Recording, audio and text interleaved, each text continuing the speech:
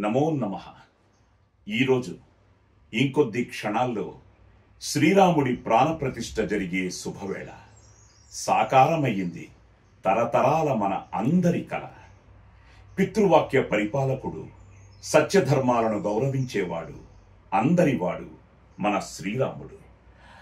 మన దేశంలో విభిన్న వర్గాల మధ్య మానవత్వ విలువలను పెంచుతోంది మన అయోధ్య.